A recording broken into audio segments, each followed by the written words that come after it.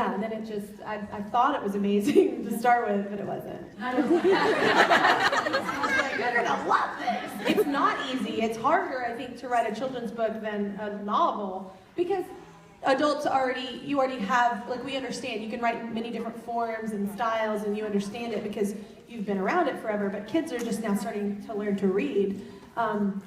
Or they can't read and they're going by the pictures and sounds. So, words like swoosh and words, all that kind of stuff really counts. So, yeah, that's great. That's wonderful. It was long-winded. I'm aware. Your fans want to know these kinds of things. So, did you help select Laura Hughes, the illustrator? Did you get to, like, okay, line them all up, and I'm going to choose the one I like the most? Yes, ma'am. Oh, that's going to help. Yeah. Thank you. What a jokester. Amazing. I was going to be like, and I'm going to read my book from my heart. No, I'm sorry, what was the question? Because that was so funny. I'm nailing it. 2 cups of coffee. I'm so sorry. I was thinking about your illustrators. Oh, yes, Laura. I've heard a lot of different authors say good things about how the illustrators chose the selection process. So I would love to hear your story. Yeah, I'm super controlling, so I was kind of worried about it in the beginning, because when you write the story and it's for your kid, like, you have all these high expectations and you have this idea of, like, how disheveled you might want the character and fun and loving, and we had all these, like, descriptive words, and I sent some visual examples, and they came back with, like, 3 illustrators, and 2 of them were good, but Laura just nailed it. It was exactly what I had in my head that, like, River would look like. So it was kind of magical how it ended up happening, because I was worried, because it's almost like when you're, working on a song in a studio, like for an album, you hear it all in your head, but, like, in order to translate that to the producer and make it happen can sometimes be difficult. So actually Harper helped me. I mean, Laura was a perfect match, so it worked, yeah. I was highly descriptive, though, so they were probably like, we get it. No, I haven't met her yet. She's actually based in England, so yeah, I haven't been to England in a bit, so. I think that's a little known fact for a lot of people. They don't realize that for a lot of picture books, the author and the illustrator. Yeah, no, we haven't actually met in person. No. And sometimes rarely even get a chance. Oh, well, we'll definitely meet and talk once I get to England, but I had a baby, so I didn't want to travel with him yet. It's not ready. All right. Any more picture books? Well, we're hoping to make this a series, because I initially wrote if you probably heard this spiel, but I initially wrote it for my little girl, like, just because she was traveling to all these, her passport looked crazy, and she was not even 1. So it was like, that's unfair to the world. But anyway, so I thought, she's not gonna remember this, so we took all these pictures, because the first time mom, obviously, every step you take pictures of. But anyway, so I had all these pictures and all these places and experiences, so I initially wrote, like, 3 stories. This one was actually my 4th one. But 3 stories that were all, like, places like Australia or Asia, all these places she'd gone. And so these pictures, whenever she started reading, it was kind of my idea to, like, put the pictures next to the story, like, so she could learn to read, and it was her experience, and she'll learn that. But so it was kind of this really dorky idea. And then my nanny and my husband were like, you should make children's books. And I was like, I don't think people will just wake up one day and go, I'm going to write a children's book. But apparently they do. And it happened. So I never thought I'd do that. I will say my mom is a teacher, so she's retired at this point. She's amazing. And I know, I love it.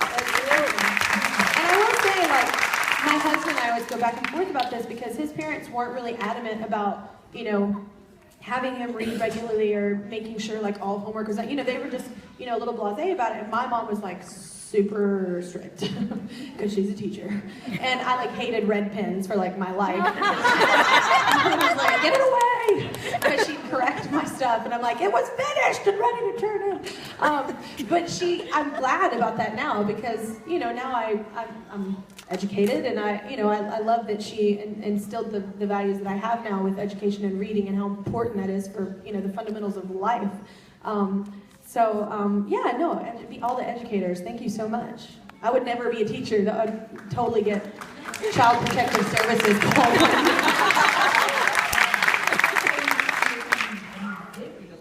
I did. What were your favorite books when you were a child? My absolute favorite was Matilda, and that's just because I kind of related to, not I didn't have magical powers, but I related to the, obviously, or do I? I just related to the fact that, like, my mom was a single mom for a lot of my life, and so I was left alone a lot, not in a bad way, but just, I think that's what made me so creative, and I was very independent, and I was the kid that would, go somewhere by myself and get something done, and so I loved her character. So Matilda, Roald Dahl was my favorite, but I love the Boxcar Children. I love Shel Silverstein. I love all the rhyming books. I thought that was because I love singing and music. So, but yeah, I loved a lot of different things. Yeah. I love Matilda too. Oh my gosh. When they decided to make it a musical, I was in London and I think it came out there first, and I was so mad because it came out the day after we left. It was just devastating to my soul. And I couldn't stay over because we had to make another show somewhere else because there's never time to do anything fun. No, it was amazing. If you haven't seen it on Broadway, you gotta go. If you're going to New York, you're going on a trip with your it's the most amazing show. So I don't know why I don't get money from them. I don't know why I'm part of it, but I just thought it was really good. Anything based on a book, yeah, probably. Well, sometimes, because I feel like sometimes it's hard. I always tell our kids that a book doesn't have a budget.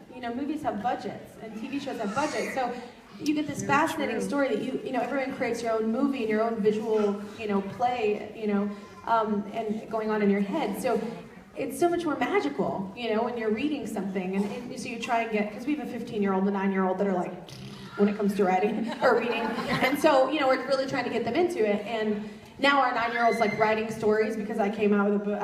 He's writing his own stories and stuff, so it's really cool. But it's hard sometimes to get kids jazzed about it because they have so much in front of their face all the time with technology. So, but it's always that thing I like to tell them. I'm like, imagine the story you could create with Harry Potter in your head. It would be limitless, But they sometimes listen. 90% no. Yeah.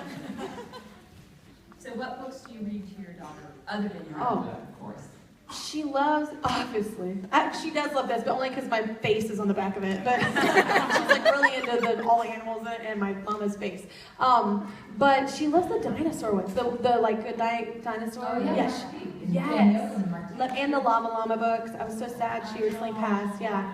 But she loves the Llama Llamas. But yeah, she loves she loves the rhyming ones.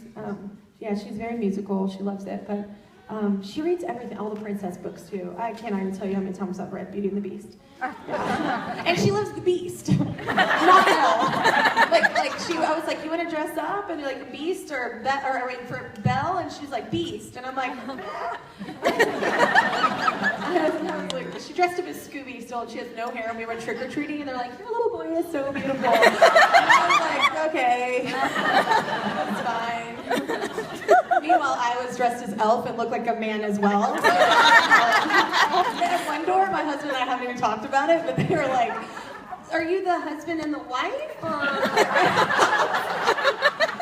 Yep, totally got some moves, yeah. They're under there somewhere. I looked awesome. Oh yes, you're like, do you want to shut up? I know, I had way too much coffee, and this is just me. It's just her. It's just her. No, I just love I'm in Texas. It's crazy to think I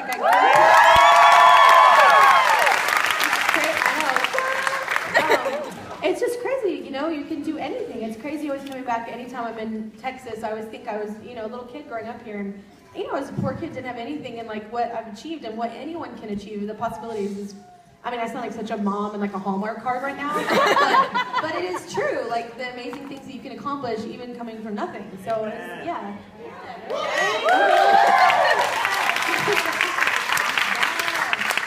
Let me read you this amazing book.